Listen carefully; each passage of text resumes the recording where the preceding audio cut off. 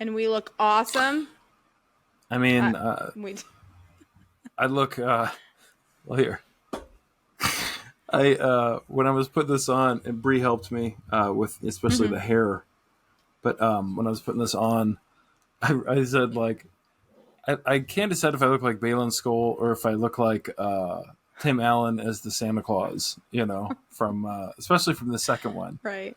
When he makes the toy soldier version of himself, the rosy cheeks and everything. I also told Bree this is a look into the future, so I'm liking her. Hey. Well, hey, I'm Nate. I'm Rach. And this is Pew Pew Time. Pew Pew. Good job. Thank you. We're clearly celebrating the finale to Ahsoka Season 1. As you can see, Rach is doing an incredible Rosario Dawson as Ahsoka. Exactly. And I do you want to talk about it for a second? You got some good detail on the forehead and everything there? Well, so I don't know how much you can see, but I did glued down the old eyebrows, and then I've got like the cut in that she does on her brows and the old diamond symbol there. I looked off of a picture of her specifically, and I did some research and all that, but I gotta say the hardest part was the symmetry. Thank you. Oh, I bet. But don't look too closely. The cheeks are the worst. But the upper part worked out pretty well. So anyway, yeah. The other hardest part is keeping this weird headpiece on. So that may come off at some point. I was gonna say she's only taken off once in existence, as far as I know, and it was real weird. We talked about that, right? When she took it off aboard the. It was something looked off. Shuttle. I couldn't figure out what it was, and you're like, she took off her little band. And I'm like, oh yeah, that is. Weird. But maybe that's a unrealistic, body standard that we're keeping for Togruta females. Right? Jeez. Get with the times, Nate. Yeah. Quit putting me in a box or something. Yeah. Sure. Well, hopefully it's obvious. I am trying to pay tribute to Ray Stevenson as Baylan Skoll. I sort of wrestled with whether or not to do it, just because of course I know that we're all sad to have lost Ray in May of this year, but I also know that he's got a family and dear friends and everything, and so I hope that this feels more like a tribute than anything else, and it certainly is for me.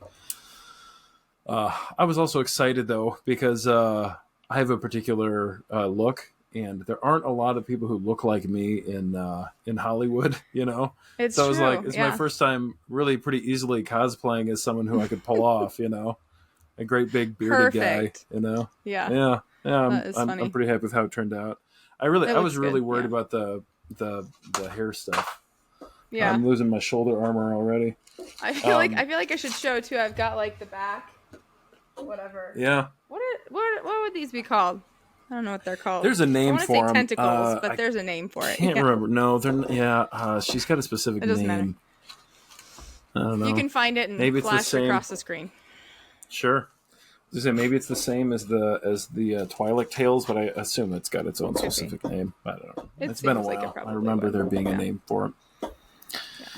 Anywho, I want to start out this episode, and I know you've got a recap, but I want to talk real quickly before anything, and we can fly through this. But I just want to say, of all the recent Star Wars projects, I was so thrilled with the casting of almost everybody that we saw. I thought they did such a good job. Since we're on the topic of the late great Ray Stevenson, he was a new character, so he didn't have the same challenges that some of the other characters had and the actors had pulling it off. But he was so interesting, and he was so he was the warrior poet, he seemed like a philosopher or something, there was a depth to his character. He had a mission beyond what was immediately visible and everything. Right. He also had this knightly quality to him, even though he certainly isn't exactly a good guy anymore. Right. But I thought he did such an amazing job, really nailed that, and created this, obviously along with the writers and everybody, but created this really wonderful character that we're all going to be very sad, to see not played by him again. Right. That Absolutely. said, hopefully they will do something like recasting or something like that, so they don't have to just totally shift the story completely. That said, to John and Dave, if you guys are looking for a new guy, let's just consider this my Balin Skull my application. Here. Yeah. No. Anyway. So I was, like I said, rest in peace, Ray. It was really, really cool. I didn't know this actor beforehand, so it was this really like amazing gift to see him for a bit, and grateful for that. Yeah. Anyway, obviously Rosario Dawson. I've talked a great deal about how much I thought she was kind of a home run here, and I've talked to some people who weren't as pleased with her, but like, I thought she's been killing it from the start, from her showing up in The Mandalorian and everything. And one of the big things with her character was this sort of, she went through mid-season, she went through this transformation, this sort of rebirth of her character, back to sort of what she was meant to be. She went from sort of grumpy and like fearful, it was affecting everything about her, right, to being, focused and calm and at peace and everything. And like, it was really well done. And, a lot of people, myself included, were like, what's going on? Why is she acting this way? Right. And then you go, oh, like they thought about it, obviously, it's really well done. There was purpose there for sure. Right. So the actress who played Sabine Wren did a really great job too. And I'm going to try not to massacre her name here. I apologize if I do. Just say Natasha. Liu Bordizzo. We'll say Natasha. My old friend Natasha. Natasha. But she did a really great job. Her and the Eman Esfandi, who played Ezra, both of them really killed the like transition from animation to live action. I was just so impressed with that. Well, and you made a point in your commenting early, whatever, that his voice and mannerisms, like I even noticed more maybe in this episode, I noticed more things that I was like, like it feels so animated Ezra, and they did a really good job with that for sure. Yeah. So, well, there's a moment, again, the two of them and their chemistry too worked really well. It felt like all of them like getting back together. I was like, man, they really nailed that reunion. I thought it was really great. I'm just gonna leave the shoulder armor off now. I think it's killing me. All right. Maybe we'll do like a thumbnail shot afterwards. There you go. But I thought that the chemistry between all of them worked really well. But Natasha, whatever, Sabine and Ezra, there's a moment where he said like, hey, nice work, or like nice job or something like that. And Ahsoka goes like, well, she's been practicing. And she turns to Ezra and goes like, yeah, what's your excuse? And that was like, and he goes, I missed you, and I was like, that is just so their dynamic, the like brother sister like spat stuff. It was really great. I want to mention, just finish this out real quick, Ivanna Sakhno, again, I'm sorry, I'm not good at this, but Shinhati, I said she was creepy and off-putting and amazing. You know what I mean? Like all of these characters just felt like they had their own thing, their own personality, their own, their own motivations and everything. I just thought it was amazing. But she did an incredible job. Again, I said Eman Esfandi. Eman Esfandi. Really maybe the best. I mean, he nailed the voice and he nailed the mannerisms, and I don't know. I was really impressed, to find somebody who looks like him a little bit and sounds like him already. It was a home run.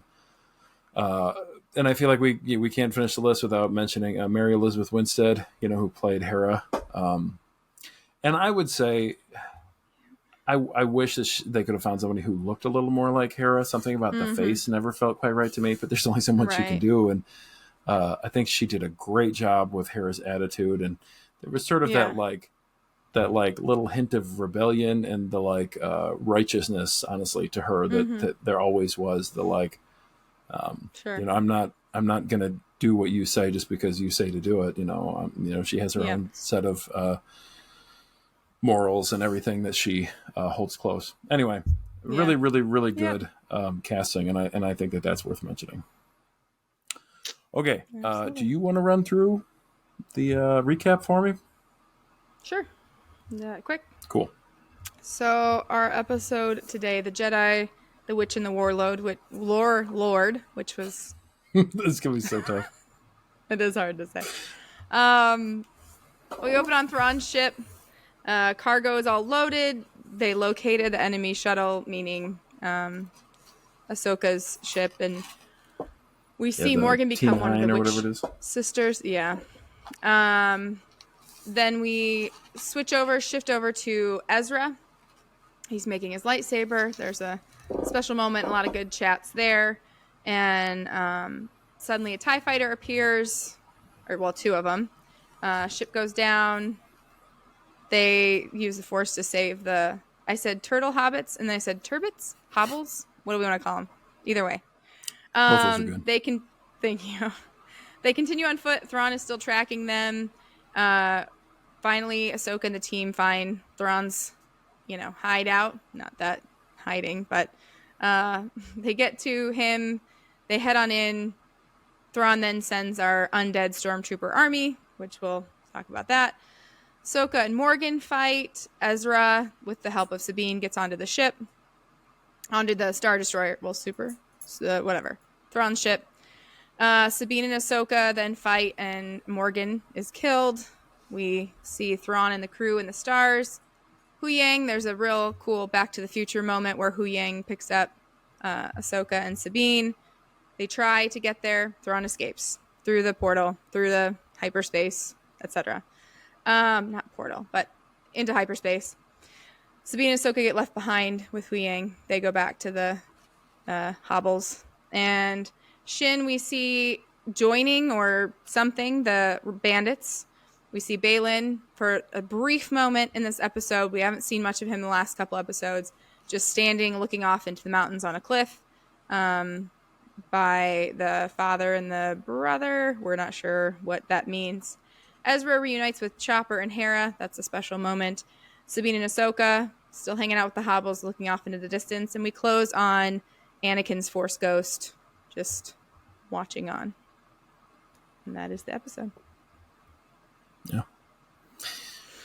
So I want to talk about overall thoughts from this episode and the season at the end. But let's kind of go through. I just sort of I don't know. I organize my notes in terms of specific I don't know, again, sort of themes or character arcs throughout whatever this specific episode. So the first thing I talked about was the transformation and end of Morgan Elsbeth, right? Mm-hmm. So you mentioned she gets the same treatment that all of Thrawn's lackeys have always gotten when she thinks, she's so sure, there's no chance, and and Thrawn, as always, is he's always, I can't remember exactly what he says, but yeah, he's like I'm not going to underestimate them again, whatever, and he basically he said something to the mothers, the great mothers as he calls them, and basically says this has been a very beneficial arrangement, whatever. And they said we're grateful to you and also to you, Morgan. And then they pull her in and make her part of the evil witch club. Yeah. They make her swear some oaths and everything. And there's a theme in there that I want to talk about a little bit. The sort of I don't know. I've been talking about it all season. This wondering if maybe the witches have some other plan in the background. They're not talking to that they're not talking to Thrawn about. We'll see how that pans out whenever the next bit of story we get comes. But she says, "My loyalty, my life," and then later on, Thrawn comes and basically says oh yeah, well, first of all, they give her the Blade of Talzin, which do you know the history of that? Do you remember that? I didn't remember it. I noticed you made a note about that, but it didn't ring to me. So no. Well, Mother Talzin was the head of the Night Sisters on Dathomir, like the Queen Witch or whatever, That's right? Yeah. Now, it was in the Clone Wars. I had to look it up again. I remember the blade, but I didn't exactly remember what happened. But she fought Mace Windu with it. Yeah, and Mace Windu was like perhaps the greatest Jedi swordsman there was, right? Yeah. So the fact that she held her own a little bit against Mace Windu was really impressive. Yeah. But she very similarly just kind of like summoned it out of, like the green smoke and whatever. And anyway, so that was a cool throwback to the Clone Wars. And clearly a very, it was a weapon for fighting Jedi, clearly, because whatever magic was going through it managed to hold back a lightsaber and everything. And we see her go a few more rounds again this episode with Ahsoka, which was, right. Again, to me, like fairly impressive, considering, whatever. She's not a Jedi. Right. We actually don't know a lot about Morgan Elsbeth's background, sure, other than what we've learned in this season. So, right. Anyway, but yeah, there's a moment when. Well, go ahead. Well, I was gonna say, I think we see, talking about her fight with Ahsoka and all that. I guess I was caught off guard by the fact that she was so easily killed because I guess I sensed that if she became one of these, witch sisters or whatever, that, I mean, we saw this undead army, but the witches are just like, well, stab them good and they'll be gone, So it just was surprised me how easily she was done away with in that. But it also fit. I mean, she kind of was a lackey all along, so whatever this was, like, she didn't matter, and that's the truth. So. Yeah, well, obviously it's hard to stay dead in Star Wars. All the characters coming and going and everything. So who knows? Mm-hmm. But that being said, at near the end of the episode, after Ahsoka has struck her down, Thrawn has them fire on the stronghold and destroy the building. So it's like, if she wasn't quite dead, she's probably dead now. Yeah. Or, if there was some way of resurrecting her, I don't know. Seems like her bones and body are crushed under rubble. Well, now, and I think the other sister's great mother, whatever, probably would have had to do it and chosen to do it, like they did with the stormtroopers. Like, that was like a purposeful spell sort of that they enacted in that moment. And with Morgan, it was like, nah, she played her part. We'll talk about that later. But that's exactly what it was. She was just there to play a part. Right. It may just be, too, that they didn't have the proximity to do it again, They were on the ship flying away from her, so who knows? Right. But again, that's another thing I wanna talk about later when we talk a little about the future of the Night Sisters and whatever's going on with them. The next thing I wanted to talk about was the 3 Jedi finally reunited. This season has given us several of these really cool, well, I guess most of them are here in this episode, but the reunion with Ahsoka and Ezra was really like touching too. But the 3 of them together was kind of cool to see. It starts out, like you said, with Ezra building a lightsaber, and I was really excited about this, but it also bummed me out a bit because, like we talked about in the last episode, I really wanted Ezra to end up with Kanan's lightsaber, Kanan Jarrus's lightsaber, his master. Yeah. Which I assume Thrawn still has, if there's any plans to do anything with that, I don't know, but in theory he should still have. Yeah. But it was really cool, and you mentioned Hu Yang. I love their little, like, the two of them, like bantering back and forth, and he'd be like, no, I don't need that. That's not gonna. And he's like, excuse me, a little bit, offended and whatever. Right. But with sort of the same, in the same way that like C-3PO would be a little bit offended, but he also has the sort of like temperance, the like the control over himself, like a teacher would. You know what I mean? He's this, like thousands of years old, this like teacher, mentor to so many Jedis that, like, this guy being kind of a dummy doesn't faze him that much. But Sabine comes in and mentions that Kanan was his master. And it was really sort of sweet to me. He goes, oh, like, is that so? And then he uses Kanan's true name, Caleb Doom, which we heard very rarely in the original series. In Rebels. He went by a different name once he joined the rebellion or whatever.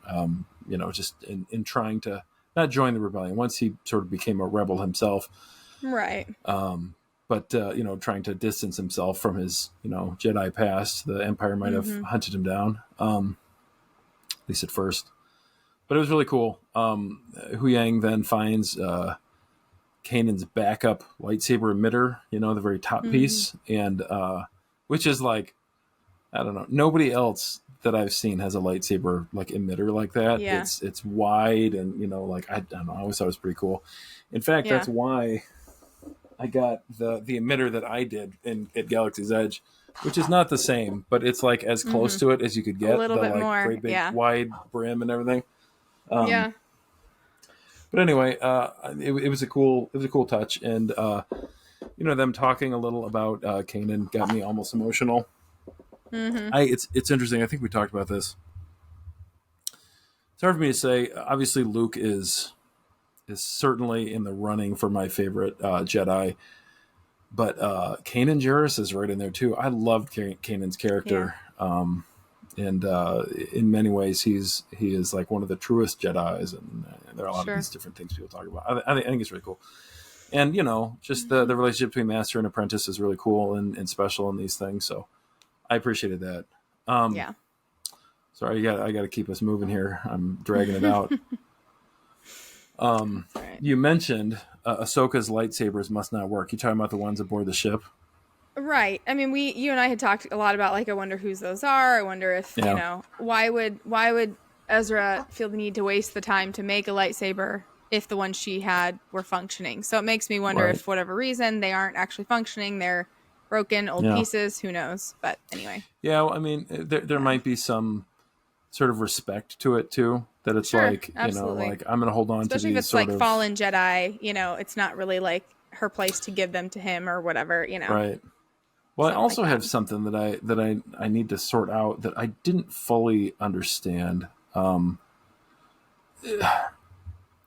first of all, I think I want to say this real quick. Ezra probably also wanted to make his own. That's very Ezra. Sure. You know what I mean? To He wants it to be his. He wants to make it exactly to his specifications and that sort of thing. Right.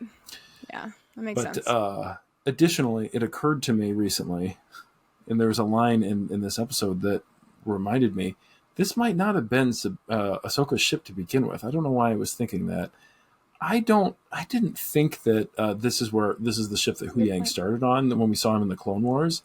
I thought it was a different ship. I thought it was a much bigger ship. But she said to Hu Yang at one point when they're trying to fix the ship, she said, "You've kept this thing running, since before I was born or whatever." That's a good point. So it's a good point. Is this the ship that Hu Yang's been on all this time? I don't know, for a long time anyway. Obviously not that's a good point. Thousands of years, but anyway, so I don't know. It could just be that they're relics of Hu Yang's, a little library of history or something. But yeah, I thought that was really fun. The Kanan connection there. But talking about the Jedi here, it was revealed, from Hu Yang that Ahsoka had become afraid that Sabine was training as a Jedi for the wrong reasons after what happened on Mandalore. So apparently that is the answer we've been looking for all this time of what really shut down Sabine's training, right? Yeah. That all along it had been, Balin said something about your master wouldn't trust you, right? Well, that's what we're seeing is that, Ahsoka, for whatever reason, didn't feel like Sabine was going to be up to the task of being a Jedi and doing all these things without, becoming vengeful, becoming angry, whatever. So it's really interesting little tidbit. And finally, the last piece of that puzzle that we're seeing, but confirmation again that her family's all gone, apparently. Yeah. She had she had two parents, she had a brother, but she had a clan. Are they all dead? Yeah. I'm just surprised. They weren't even on Mandalore originally, what we saw. So I don't know, something else happened. If they were just at the capital or something, they were all trying to get back to Mandalore. I don't know. But they were on one of Mandalore's moons, as I recall. Okay. But I could be wrong. Yeah. It's been a minute. Again, we talked about fear, like that was who she was for some time, living in fear of slipping to the dark side herself, or, the evil, maybe taking over and everything. And yeah, it was cool to see that, like, well, now maybe it's time to, like, let go of that fear and do your best to train Sabine again. Yeah. And that's obviously what she's been doing. Exactly. Excuse me. There are a lot of lines here, she invokes Anakin for a moment. She says, Anakin always stood by me even when no one else would. She's talking about when, she was sort of on trial for murder, and I can't remember. It was all nonsense, and she ended up walking away from the Jedi Order. And it always felt a little bit forced to me that they made that as part of the show. It just kind of felt like, why wouldn't they trust her? And why wouldn't she trust them? After all this time, like, all of a sudden she thinks that they're going to, put her to death or something. I don't know. It was just felt fake. And it felt like they just had to get her off the show because she doesn't show up in the movies. So, like, by episode 3, she's got to be out of his life, basically. Right. Yeah. That said, it was a neat thing. And I've really enjoyed how they've brought Anakin back into the story a little bit through this. This season, the last couple episodes in particular have been really cool. Absolutely. Absolutely. So, I don't know, just the group of them kind of come back together. Oh, there was a moment where Ahsoka is talking about all of them going back, or going to find Thrawn, essentially. That their ship gets shot down and they can't fly it anymore. So they take off on the Howlers, and I thought it was pretty funny. Ezra has to sit in the back again, like that. I feel like that happened a million times throughout Rebels. He's like the little brother of the whole group. So he's always riding in the back of the speeder or whatever. That's fun. I like that. But Ezra says Thrawn found this place and he woke up the witches. And then he said he rebuilt his starship. Said it wasn't safe to come alone. And that said something that I hadn't known before, that Thrawn apparently is responsible for the witches' presence here to some degree. So, I mean, like, maybe, I wonder what he did, like, what level of magic or whatever did he have to understand in order to bring, I assume, just the 3 mothers back. And then also it unlocked a new angle to me for their whole, their motivations. The dynamic there. Yeah. I didn't understand. It just felt weird to me that they'd be working so closely with him. And maybe it is just that, like, well, he brought us back, so we're going to be cool to him for a while anyway. I don't know. Well, and to me, that kind of whatever temporary loyalty or temporary partnership, we talked about Thrawn is not doing any partnerships without being completely, cautious and covering his tracks and covering his bases. And it feels like he's not somebody who's like, oh yeah, I can trust these witches that I just woke up and I'm going to, but I do think the witches have an ulterior motivation. I mean, Morgan Elsbeth was so quick to, say for Dathomir, and she has been a part of the Empire. The witches haven't been a part of it. Why would they at all be interested in being a part of it now? So my guess is that they are in it for themselves, just like Morgan was, or for Dathomir, for their people, for their, whatever, to be in power. They don't care about Thrawn. They just need to be able to get back to Dathomir, also. So. Yeah. Yeah, absolutely. And I want to talk more about that later, but I have most of my thoughts on that in another thing. For sure. I want to finish up real quick here with the reuniting of the Jedi here. There are a lot of cool little moments as they fight through the stormtroopers, and then later the resurrected. So I've been calling them stormtroopers. They keep calling them night troopers, which, again, if they're somehow modified by the Night Sisters, by the witches, whatever, somehow, I don't know. But at least at first, they seem to just be stormtroopers. The first time they get cut down, and then the Night Sisters resurrect them. And again, I also thought it was interesting. Gosh, we'll have to get to that. They apparently asked for volunteers for doing that duty, right? you're gonna become a zombie. You're basically. Gonna get killed. And some of the guys are like, cool. Yeah. Like, all right. But there were a lot of cool moments with the 3 Jedi, and now we can finally, at last, I think, call Sabine a Jedi, fighting the 3 of them together. And there was a moment that reminded me. I'm trying to remember exactly. I think it was something maybe that Anakin and Obi-Wan did, or maybe Anakin and Ahsoka did, or something in the Clone Wars. Someone pulls the stormtroopers with the Force, and the other person just just kills them. Yeah. It was familiar to me, and I can't remember if it was from that. Funny. It's possible it was from Rebels, but I kind of think it was older than that. And somebody online pointed out that Ahsoka has a little smile on her face doing that, and somebody's like, "That's a little morbid," but I was like, maybe she's just remembering. That's what I choose to believe. There you go. Yeah. But I mean, we talked about the night trooper guys, and I think we talked about there was a zombie, Star Wars Zombies. I think it was a comic series, or if it was an extended universe book or something like that. Yeah. Where there actually were like stormtrooper zombies and stuff, and I don't know. I didn't read it. Again, my knowledge of the outside of the films and TV show stuff is pretty limited. I know a lot of people were excited to see that. You mentioned their eyes were glowing green. Yeah, I mean, I think they're just full of witch magic or whatever at that point. Right. So everything. Well, I was saying growling. Were they growling? Not glowing. Oh yeah, growling. Yeah, they were. They were like. Yeah, it was like a guttural kind of like growl that animalistic. Evil. It was extra zombie creepy. noises like yeah, groaning and yeah. It was dark stuff. So, yeah. If we had any questions about whether or not the witches were the bad guys or some of the bad guys, mystery solved. Yeah, there was a moment where we thought.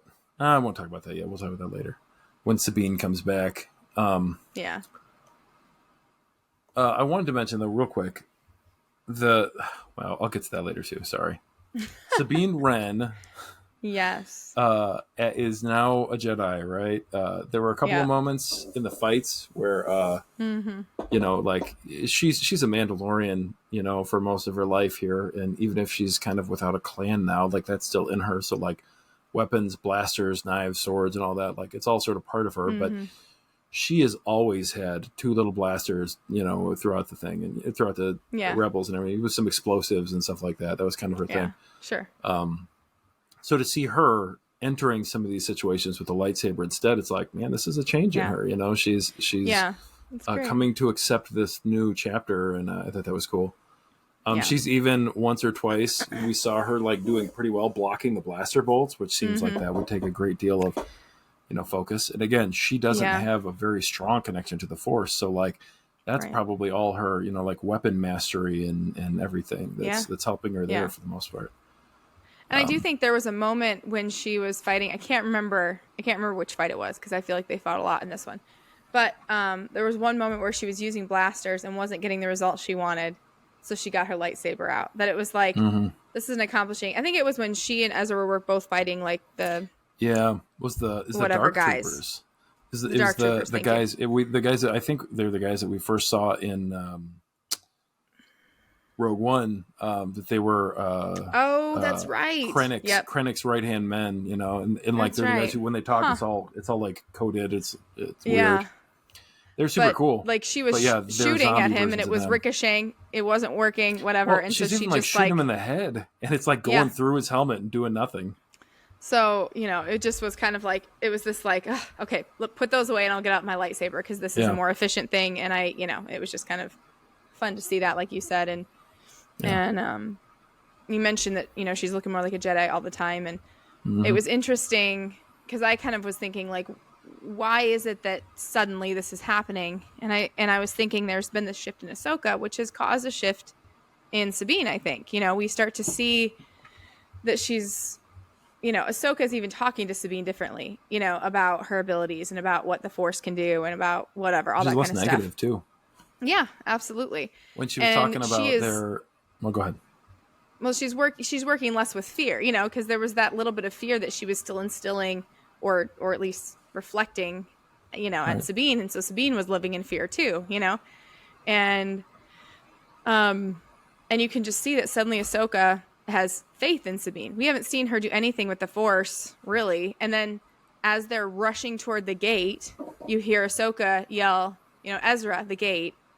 And then there's a moment where she and Ezra are the only two kind of trying to hold it open, reopen it, however you want to, it was starting to close, mostly closed. Reopen. I think it had closed entirely. And then she goes, Sabine, help out.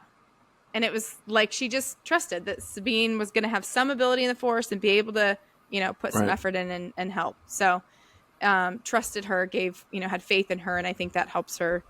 Maybe it seems like maybe it would help her, because then it wasn't too long after that she really did show us the actual use of the Force. So, yeah.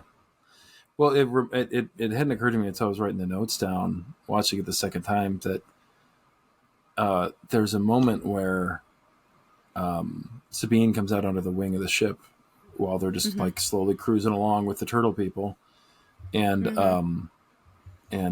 Sabine comes out and she's like, I think she's waiting for her, like, I told you so, how could you, whatever. She's waiting to get scolded, sort of, Yeah. And Ahsoka kind of lets her off the hook a bit, and she says, like, well, like, we might never have seen Ezra if you had listened to me, and there was this weird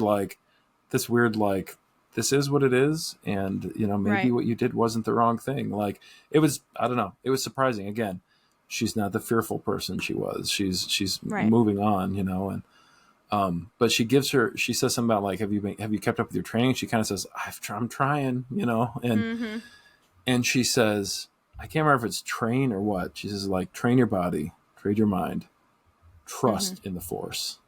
And, like, those are her 3 pieces of advice for her right there. And then later on, there's this moment where I'm like, oh, she's trusting in the Force, maybe. Like, it's that finally maybe a little bit of, Ahsoka's change in direction and everything. I don't know. I thought it was really great. Yeah. Really, really well done when she finally does manage to pull that lightsaber over to herself, which saved her life. And later then she helped Ezra get out of his bind there too. And I don't know. It was pretty cool. Yeah. Well, I love what you said here. But I said, like, maybe it just had to be, like, high stakes. I kind of said before, like, maybe it's just harder for her because she's a Mandalorian or something like that. But mention what you wrote down here. So, you were saying high stakes, and it just weirdly, like, made me think of, the mother who can lift a car off her child, like the adrenaline that comes. It's like she knew in that moment it was life or death, and I have to make this work. I have to access the Force. I have to let whatever. I have to use the Force in this moment, or else all of this goes away and all of this falls apart. And in that moment, it was, she was able to accomplish it. So, and then it was like I think, like you kind of said, it was like the switch was, we've talked about this. Is it going to be just like a switch that flips, sort of? And it's like, it almost is like it was that maybe there's some strength that she has to build up, but the truth is she just, once she could access it, once she recognized how, it was like, now she just knows how, or whatever, or she has the confidence. I don't know. But yeah, in fact, that was something that was not surprising to me, but kind of surprising, because Sabine has been tough on herself and her abilities in the Force this whole time. Suddenly Ahsoka has faith in her. Suddenly she can use the Force. And then there's this moment when Ezra, who is fully, had this very extensive Jedi training, has a lot of skill in the Force. He's like, it's too late. We're not going to get on the ship. And she's like, yeah, we can. If we do it together, I'll push you, then you pull me, And he was like, and she's like, I got you. I was like, I would be the same as Ezra. I'd be like, are you sure? Yeah. Like I don't know. I've seen you try some of this stuff. Right. Yeah. But and again, you also have to remember, Ezra was a Jedi when it never even occurred to Sabine to think about being a Jedi. So, like, he's got this whole history with her of, like, yeah, I can count on her, but I've never really seen her do this very well. Right. Whatever. So yeah. So he has a little bit of doubt, whatever. But she says, like, we can do it together or whatever, Yeah. And I think that, he still knows her. He still loves her, trusts her, because they were a family and whatever. Yeah, it was a cool moment. But then the jump. Mm-hmm. And I mentioned it's a classic move that Kanan and Ezra had done before, at least once, but I think a couple of times in Rebels. The one time I'm thinking of is when they go back to Geonosis and Saw Gerrera is there and everything. But there's this, like you run and I'll push you. Do a force jump and I'll push you with the force, and then you can pull me over when I jump or whatever. I thought it was pretty cool. But what was really exciting to me, of course, then it's a leap of faith for Ezra, and Sabine has to show up in that moment. She has to have her connection to the force. It has to work. And it does. And there's this, I think epic. It might be the only time in this whole series when we've heard the Force theme play. I could be wrong. I'd want to go back and watch the whole thing before I made the statement. Well, I think there have been some variations, but you might be right. I mean, we heard the Imperial theme at least once, but I think you're right. This might be the first, because there have been some sort of like quasi versions. You know how they make like almost sounds like for different situations, but this felt like maybe the first time that. But yeah, it was really cool. Anyway, I mentioned and whatever it gave me chills. Like it was a moment where I was like, I don't know, I'm a sucker for the old stuff. Like that's what I grew up with, the original trilogy and everything.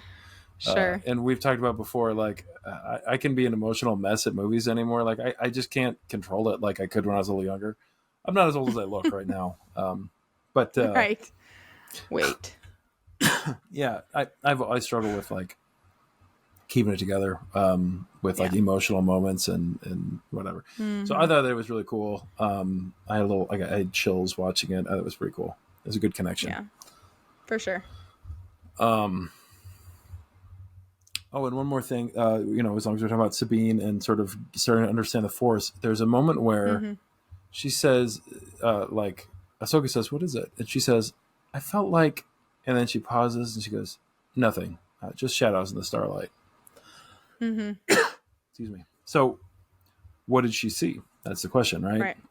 I was like, did she sense something through the Force? And then, the camera spins around. And there stands Anakin Skywalker's Force Ghost, and in the traditional Force Ghost look, the transparent, glowing blue edges and everything. Like it was really cool. It was well done, and you see him like wholesome looking in this kind of like slight smile at the very end, and I was like, oh, that was cool. If that's the last we ever see of Anakin, like I'll be pretty happy. Like that was cool. Right. I thought that was a good end. Definitely. Agreed.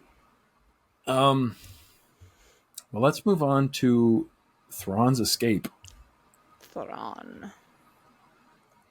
So, he's doing his Thrawn thing, being, a strategic genius or whatever he does. And he sends out the TIE fighters, and the guy says, Enoch says, like, well, they reported that they had engaged the enemy, but then we lost contact. Right. And he goes like, all right, well, consider the TIE fighters lost, mark their captain for a citation, which I was like, well, that sucks. Like, these guys went out to fight the Jedis and they're lost, which, is more of a big deal than it used to be for Thrawn because he doesn't have unlimited dudes, even if he can resurrect them from time to time. Right. But the captain has to suffer for this too. I guess he just runs a tight ship, huh? I think that's the case. Again, then Thrawn, knowing that she is Anakin's, apprentice, he acts differently than he would under other circumstances because Anakin was known for being aggressive and unpredictable and like unrelenting at times, and so he says there will be no negotiating with the apprentice of Anakin Skywalker. Right. But, he orders them to prepare for a ground assault because he's like, it's very unlikely they'll be able to catch up to us to stop us now. And like, he doesn't say this, but the implication then is there's going to be a mad dash to the finish then. They're going to, no holds barred. They're going to like book it over here however they can on ground to attack us, And sure enough, he's right. Yep. Yeah. But, again, we talk about Anakin's legacy some throughout this. And for Ahsoka, it's complicated in many ways because, he became Darth Vader, and that was really tough on her and ruined her faith in herself and in the Jedi and all kinds of things. But here, for Thrawn, Anakin's legacy is he was a fierce and unrelenting enemy, that could not be underestimated or should not be underestimated. Right. That was really cool. Right. Seeing how, Thrawn, again, thinking the way he always has and considering all the angles. Yeah, definitely. Yeah. You want to take one? Sure. So we have a moment where he kind of asks the Great Mother's sister, the Great Mother and the sisters for help, whatever, Great Mothers. And, we talk about that relationship, partnership, whatever, and what it looks like. And you kind of mentioned maybe they owe him, for waking them, that there's this like debt to be paid sort of. But then even though that's maybe the case, there's also this weird level of, and it might be that false respect, that weird Thrawn charm where he asks them for their help sort of. And he's like, Great Mothers, like, would you mind, helping me again? Mm-hmm. And it's kind of this like, of course we will, whatever.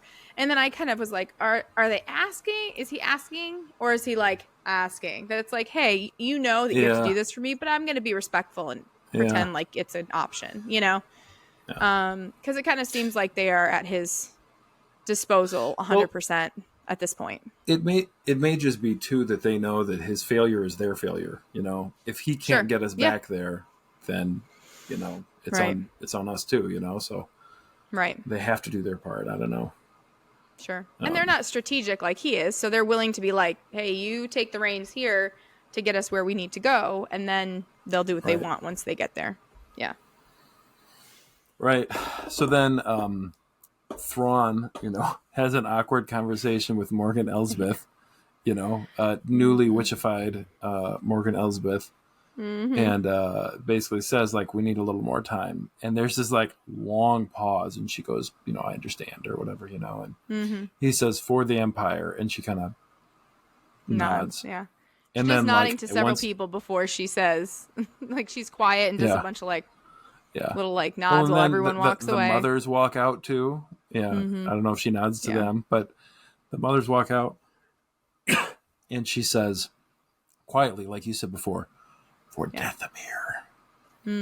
Which, again, that's a hint at something to come, I have a suspicion. Oh, definitely. Like, I mean, she's obviously played a very important part in this.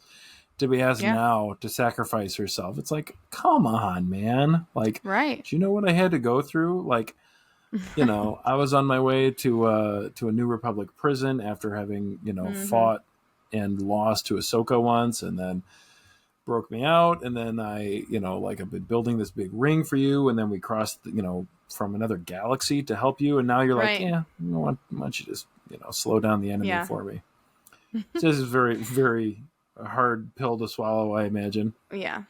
But again, she's prepared, because it's clear that her loyalties lie with the witches and with those of Dathomir, her, I think so. Place of origin or whatever, ancestry, whatever.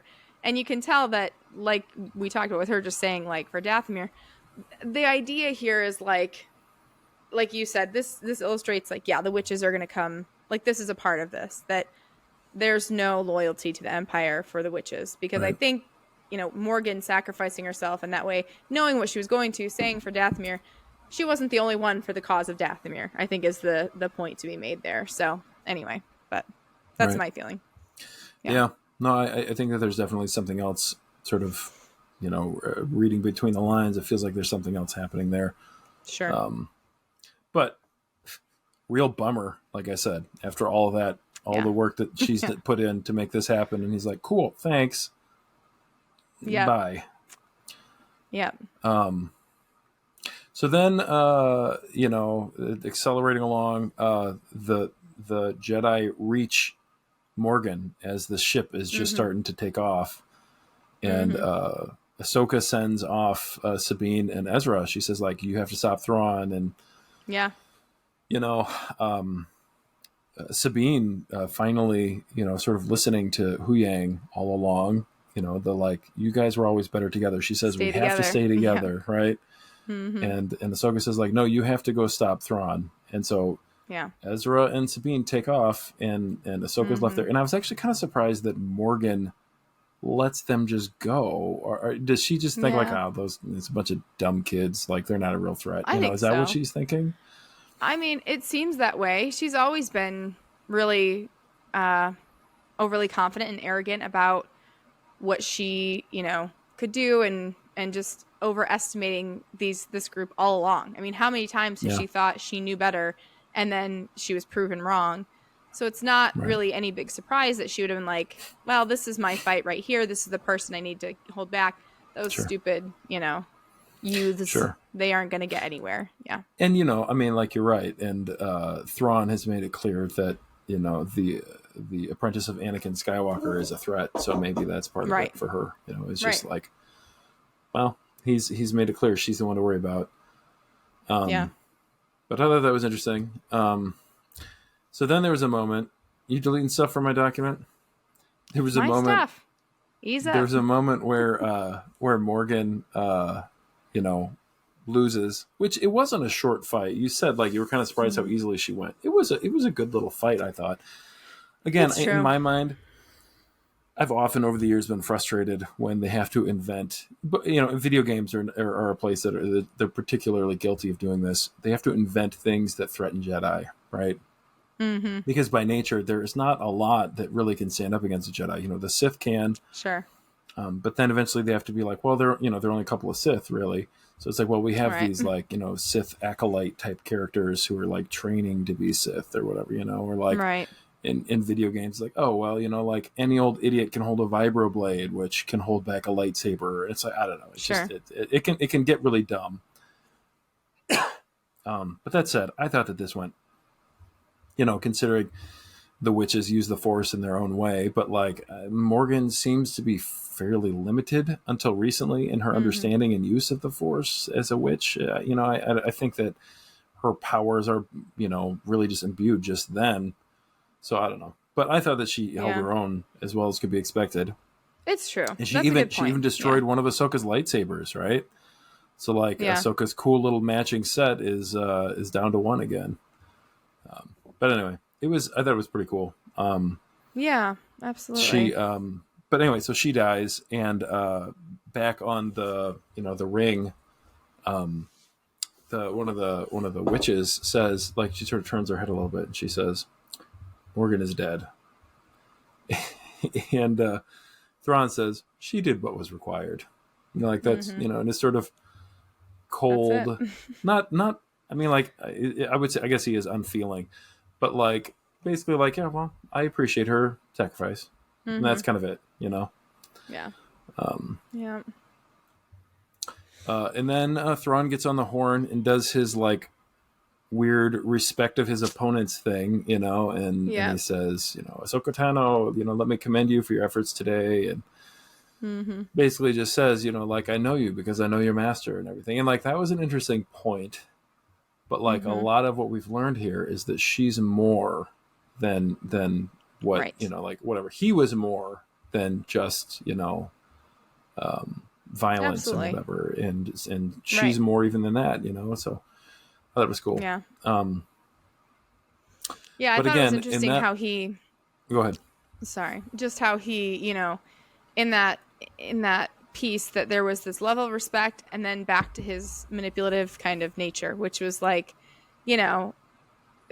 having kind of the respect for her and for Anakin, but then also like, but Anakin was in a way not kind of starting to hint toward obviously the evil that he went toward, and it's like, you're probably more like him than you're willing to admit, and you can see in her face that she's listening it but not hearing it, or she's hearing it but not listening to it, or something, that kind of idea that I think she's beyond being able to be manipulated about that because of the experience she had in the world between worlds. And it was, he said the line, like, maybe this is where a Ronin such as you belongs, in this place that is we know as being like the worst place to be for whatever reason. We still aren't totally sure why, but apparently it is. So anyway, Well, he said, I wonder how alike your master you might become, or something like that.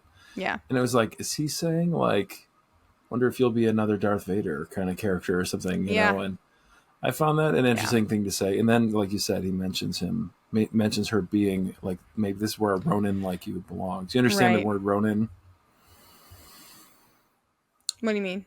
So Ronin is a term for a samurai with no master, with no like. Oh, interesting. No, I did not realize that's what it was. Yeah, so it's not. I mean, like it's not a term like used a lot, but it's the idea being like, you know, she's sort of without a master, without like a mission, that sort of thing, you know. Sure. And it's perfectly fitting considering, you know, a lot of George's inspirations for these movies and the stories and everything came from samurai movies and that sort of thing. So it's kind of a cool little mention. Yeah. But what's funny though, I did want to say this too. It just occurred to me as you were saying something. So, you know, he's being all manipulative about this, but he doesn't believe that, or else he'd be taking her with him. You know what I mean? Like, if he's really for the Empire and he's trying to get the worst of the worst on his side, if he really believed that Ahsoka could be turned to the dark side, if he really believed she could become the next, you know, Sith Lord of some variety, he wouldn't be leaving her behind in this galaxy, you know? And I think that's, or maybe he would, I don't know. Maybe, you know, he's not a huge fan. I think for him, I mean, again, he's all calculations and everything. So like, so being extremely powerful and being, you know, like sort of a slave to the dark side or whatever, like that doesn't necessarily make someone controllable. And for him, like it's a risk analysis, right? That it's like, if I can't control her, then, you know, like I don't want her around. What's the point? Yeah. Sure. Yeah. That makes sense. That's a good Interesting point. though. Interesting thought that she'd make a valuable ally if she could be turned or whatever. Very Empire Strikes Back there. Yes.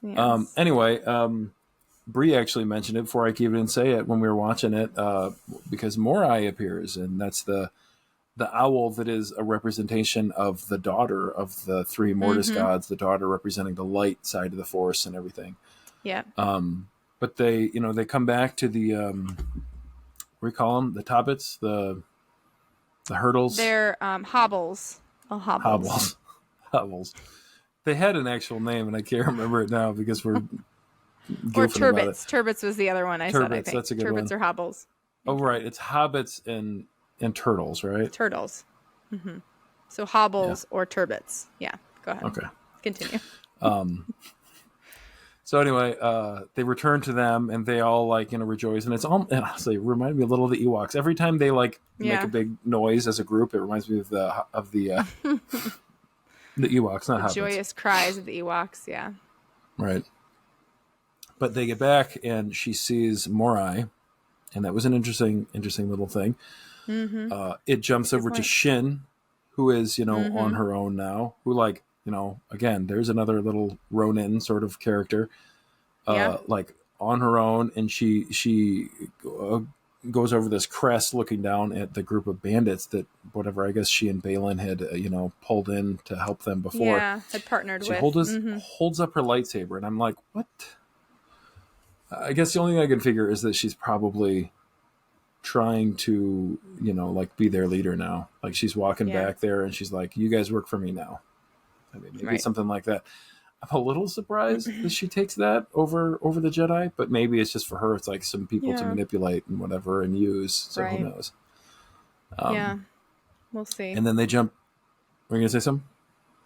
No, I just said we'll see what happens with her. It'll be interesting to see. Yeah. Well, I'll get to my point here in a minute. Yeah, but Balin then is seen standing up. You know, and the last thing we saw Balin, Ahsoka stole his ride, ran off with his howler, so he's had to walk all this way now. But he gets up on top of this statue of the father of the three Mortis gods, which maybe that's what we should do a video on next. There we go. Gets up on top. And you can see the father who represents the balance of the Force, and off to the side is the son who represents the dark side of the Force. And I didn't see the daughter at all, but I saw some people saying that they think that there was a space for the daughter, that like her head had been destroyed or something, that like she was missing now. But again, as I recall in the Clone Wars episodes that they were in, the daughter gave her life to save Ahsoka, which right. So the power, of the light side is in Ahsoka now, right? Mm-hmm. But it's also represented by Morai. I don't know. Anyway, so I don't know what's going to happen. Maybe we'll get to that. Like I said, So it jumps around between these characters and everything. And Balin looks off in the distance, and it looks like the statue of the father is pointing. And so he's standing there out like on the hand, like looking off, and you can see this beam of light coming up from the ground way off in the distance. And I wonder if, again, I don't know, if this next chunk, whatever it is going to have a great deal to do with the father and the son and the daughter in this weird little group. Yeah. Which, again, was not, sorry, Dave, my favorite part of all of that. Of the Clone Wars, I thought that those episodes felt like they kind of dragged, and the origin of Force and everything, all that. It's going to become very important now, I have a feeling. But all that's to say, who the heck knows where everything's going. You had something to say about that, right? Well, I was just saying, obviously recognizing the absence of Ray is significant. And they didn't know that was going to be the case, but it just was really kind of disheartening to have it be, especially with Balin, to be such a cryptic, non-closure kind of ending. Now, you had said, I know there's talks about they'll probably just find another actor with a white beard to kind of fill the role, because there's still a lot of character, maybe. But it still was I hated that was the end for him. Yeah. It just made me kind of sad that it was so cryptic and so nonchalant, and just him standing on this cliff. And obviously there was so much more story that's supposed to happen with him, and it's all without him. So anyway. Well, I had hoped for more closure too. It's hard to see. I don't know. I'm in a way, I respect that they didn't alter the story to give him an end. Sure. Absolutely. But I also was disappointed. I had hoped to see more of him, toward the end here. But his part in the end of this season became smaller and smaller. So, So anyway, then we jump back to our galaxy, right? And this this old shuttle. I can't remember what they're called. This old shuttle lands on one of the Republic cruisers, and there is Hera, and there are a bunch of different Republic soldiers there, choppers there and everything, and off walks this stormtrooper in his little red cloth stripes all over him, and everything. And I kind of said, first of all, it was cute that Chopper came over like a loyal dog who knew his owner coming back from a tour of duty or something like that. Right. But that somehow Chopper could tell and everything. And obviously, they're sort of giving us a little taste of old Ezra here, because he loved the costumes, right? Or the costumes, the uniforms, the helmets, especially. He had all these collections, and he constantly was impersonating them to get into installations and that sort of thing. Right. But you just come back from another galaxy, you're in an old Imperial shuttle, and you're landing. I guess, I don't know. Did he say hey, it's me, Ezra. I'm coming back from another galaxy? Well, he was being escorted. Got on the horn by. They were escorting him, so there had to have been some conversation. He didn't just show up and park. You know what I mean? So I don't know. They're going for something dramatic. Maybe he acted like he had a message. Maybe he was trying to be mysterious and kind of make a show of it, like he might do. But it would have been real easy to get killed, though. Yeah, real easy. I don't know. Anyway, but there was a really sweet moment. He takes the helmet off, and Hera goes, Ezra, and it was that was maybe my favorite Hera moment in this whole thing. There were some good ones, but sure. like the way she says that is like a mother who's missed her son, you know, and there's this excitement and love in her voice there, and he goes, "Hi, Hera," you know, like and like they're, you know, again, she was like an adoptive mother to him, so it was this really sweet moment, and I don't know, I thought that was pretty cool.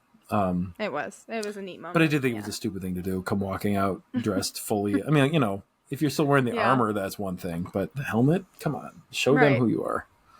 Yeah, dumb. All right, and so that wraps up pretty much the end of what we saw, right?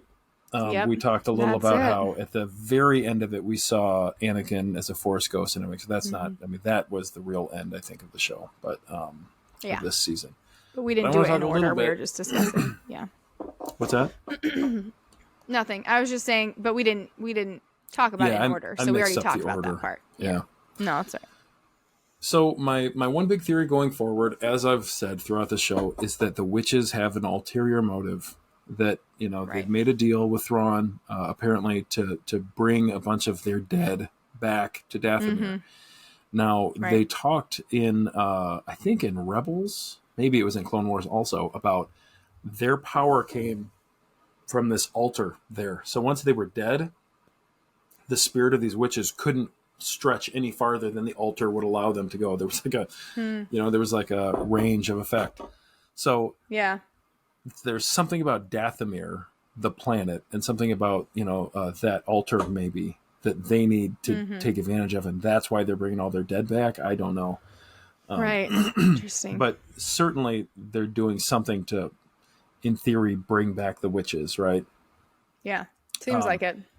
And, you know, we've talked a little about their so-called, you know, allegiance to the Empire, to Thrawn in particular. Excuse me. I don't know. I really don't know what to expect. Because again, it sounds like now maybe they owed Thrawn for bringing them back, for waking them up or whatever. But I don't know. It just, it feels like, you know, there are the moments when Morgan dies and they show the witches standing there on his ship, and the one kind of goes like, there's this little moment of sadness and like hurt, and says Morgan is dead. And he goes like, yeah, you know, it's an acceptable loss, whatever. Like that's sort of his attitude about everything. And again, because he is the powerful, you know, brilliant strategist and everything, that like, no, we don't have to worry about that. I'm in charge, you know?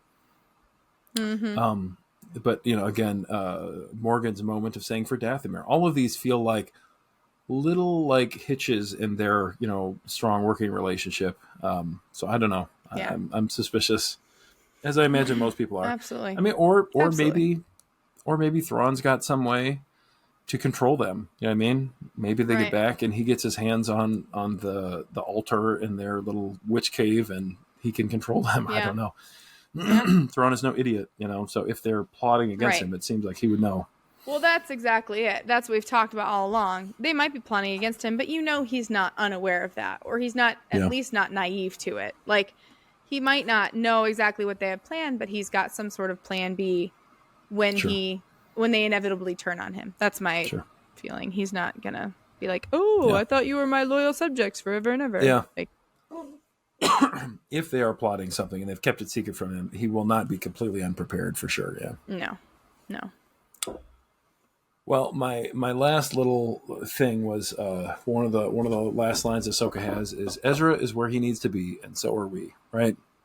She says this to Sabine, and I thought it was interesting, and I feel like it's hinting at something. Obviously, you know, on this planet now, Baylan Skoll is going off to find whatever, you know, power that he was here for. Maybe to destroy the Force entirely somehow. Yeah. Maybe to take on the take the place of one of the Mortis gods himself. I don't know. But he's got some motive there, and it seems more and more likely that it has something to do with the Mortis gods. You know, whatever the origin of the Force was with them. Yeah. And then you have Shin Hati, who is sort of a wild card that I assume will eventually come around and be a good guy. I think a lot I'm of pretty people sure are saying that's that. where they're headed. Yeah. I hope so. Yeah. I feel bad for her. I feel like, she clung to Balin all this time and she had nobody. And now Balin's like, okay, bye. And leaving her, Yeah. It's kind of a bummer. And then when she ran away, I wondered if she was going back to Balin, but in fact, she didn't. She went to those guys. I don't know. She doesn't seem to understand what Balin's plan is heading towards anyway. So I don't know. Right. But then, here are Ahsoka and Sabine, and with again this renewed interest in the Mortis gods and everything. We'll have to dig into it a little bit. But I wonder if one of them is going to take the place of the sister somehow. I mean, probably Ahsoka if it was going to be one of them, because she already has the spirit of the sister, the light in her, whatever. So I don't know. Certainly there's something there. It's interesting now. Thrawn's back in the other galaxy, and he's got his Star Destroyer.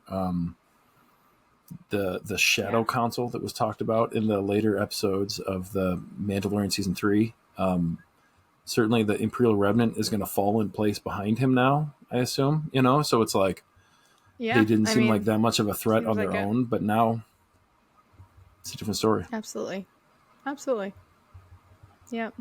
I agree. Do you got any other thoughts or theories or stuff you want to see in the next again, we don't have they haven't promised another season of Ahsoka, so I don't know if that's going to happen or not. They've left it so open-ended, like there's a plan, but that's right, yeah. I don't know if that's what this is heading toward, or if there will be another season of this. I think they could make a lot of this. I don't know. I guess clearly they've got a story in mind for what's coming next. Whether or not that fits well into a movie or a TV series, obviously that'll be up to them to figure out. But there's more to come. It's been fun, that's for sure. I've enjoyed it. Yeah. Before we log off here, I want to say. Well, first of all, how did you feel about this, about the season of the show and how it ended? I thought it was good. I mean, I felt like there was, you and I talked about this, I think, on the podcast, but just like early on, there was a lot of, not frustration, but just kind of disappointment in how characters were behaving. I felt like it was a little hard to watch the first couple episodes, some stuff that it was just like, ugh, like, why is everyone being this way? Like, it doesn't make sense, and it's frustrating, and, when stuff goes wrong because of bad choices, it just makes you annoyed.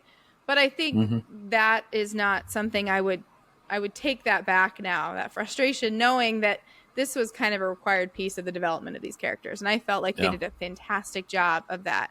Character development is one of those things that seeing that arc in such a short amount of time is hard to do without it feeling forced.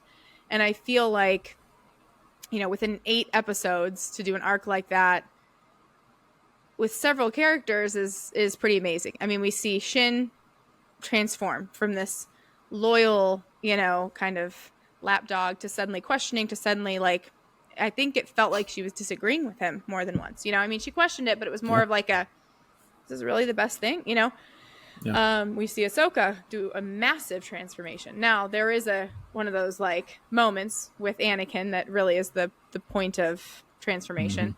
But Sabine has a much more gradual one, and I think I really appreciated they were able to do so much character development. That to me makes the story more interesting too.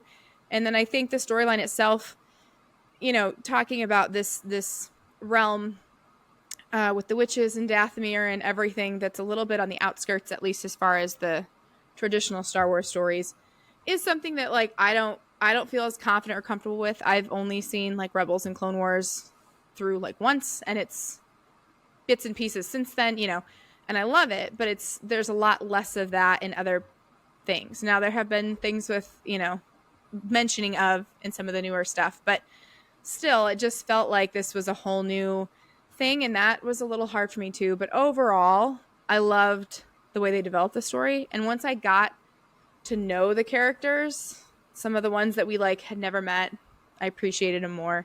And like you said when you listed off at the beginning, I felt like they did a fantastic job, especially of characters we already like knew from the animated series. Like, that's a hard thing to transfer into live action, and they did a great job of that. So Yep, I loved it. I thought it was great. I thought the ending was good. I kind of like the scattered kind of feel of it, that you can tell there's all these different pieces in play and none of it has any kind of closure.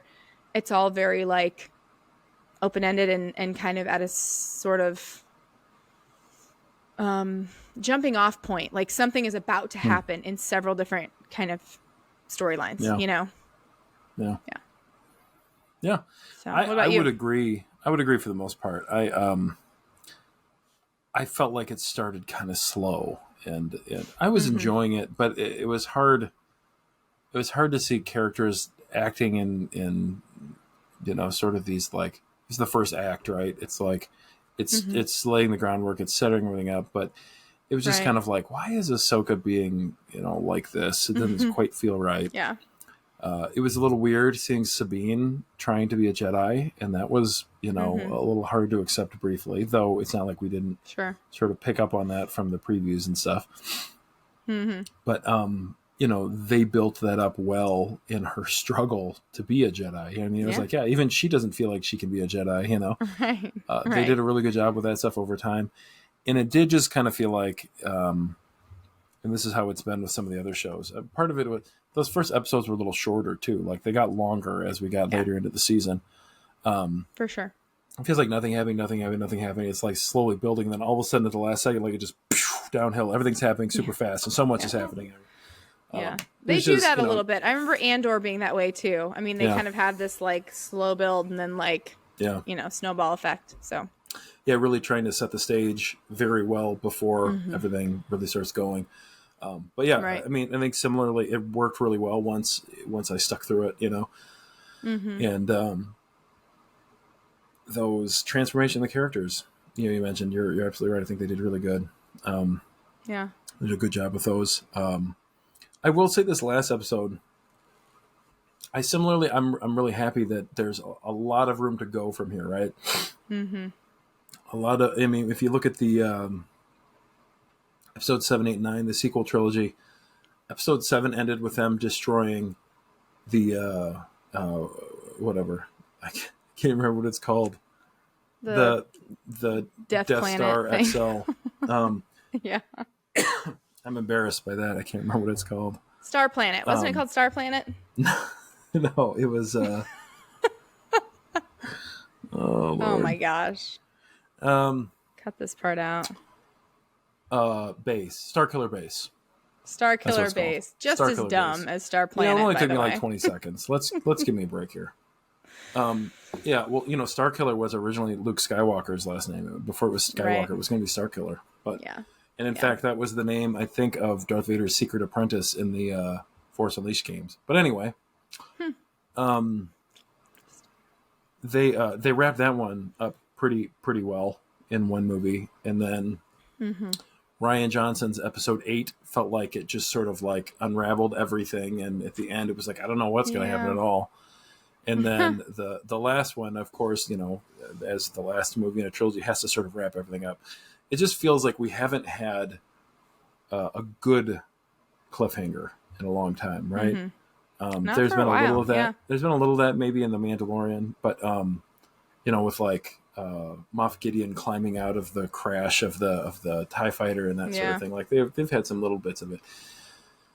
I will say, I liked this a lot, this last episode and the way they wrap things up, but I could have done with a little more satisfaction. I feel like I wish I had a little more like a little more resolution, man, sort of. Like I know that there's bad stuff to come, but like here's my, you know, I mean, it was basically just the moment of Ezra seeing Hera. Like that was the feel good part of the ending, and the rest of it's like, man, what's going to happen?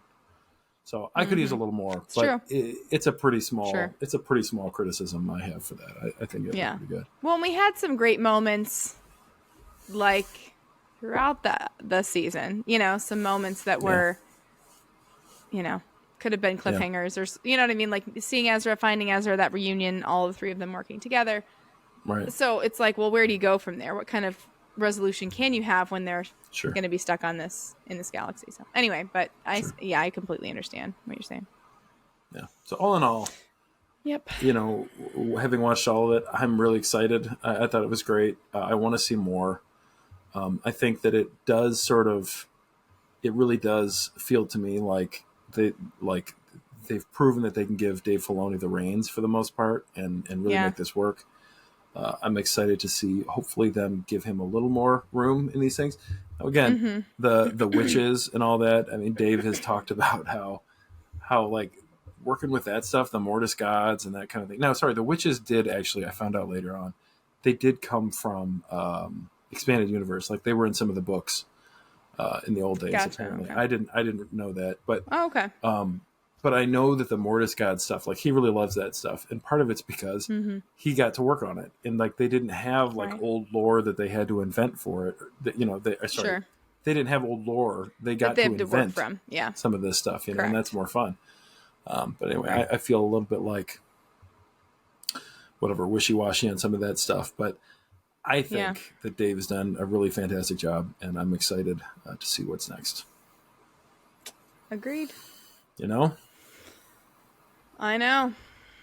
And I'm waiting, man. If you want to give me a call, you know, we all loved Ray, but if you need somebody to step in, call us up. I'm here. And if Rosario Dawson ever needs a sick day, you know where I am. Yep. Perfect. All right. Well, I'm Nate. And I'm Rach. And this has been Pew Pew Time. Pew Pew. Everyone in that order knew Anakin Skywalker. Few would live to see what he would become. Few lived to see what he would become. You hear that, Dave?